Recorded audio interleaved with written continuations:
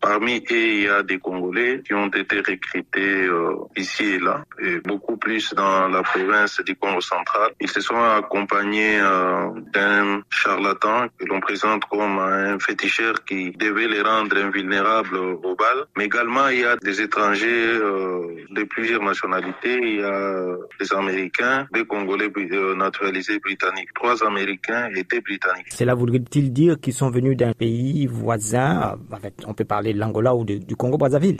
Les enquêtes sont en cours. Je ne sais pas vous révéler les détails à ce stade.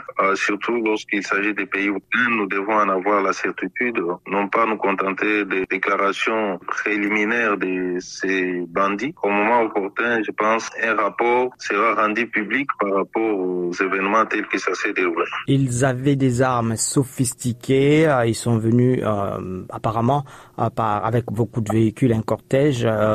D'où venaient leurs armes et les véhicules qu'ils avaient? Apparemment que c'est de la police ou de l'armée congolaise.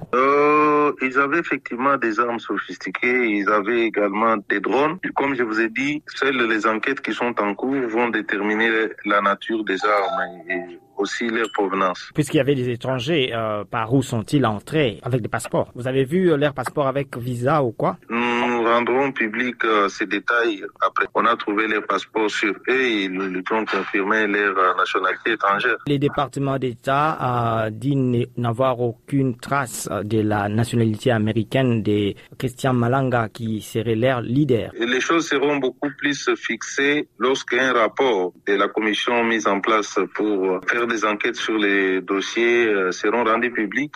Les ambassadeurs seront fixés. J'ai été contacté très tôt, les jours même des incidents, par l'ambassadrice américaine à Kinshasa, qui s'est dit disposée à collaborer au cas où les citoyens américains seraient impliqués. Je pense qu'au moment opportun, tous les éléments de preuve seront rendus publics et chacun tirera des conséquences. Monsieur a été recherché par des services congolais depuis 2009. Effectivement, c'est un ancien de l'armée qui a fait défection, qui a tenté à plusieurs reprises de renverser les institutions de la République. Aujourd'hui, cette fois-ci, il est venu, il s'est jeté comme il s'est jeté là, espérant obtenir son objectif.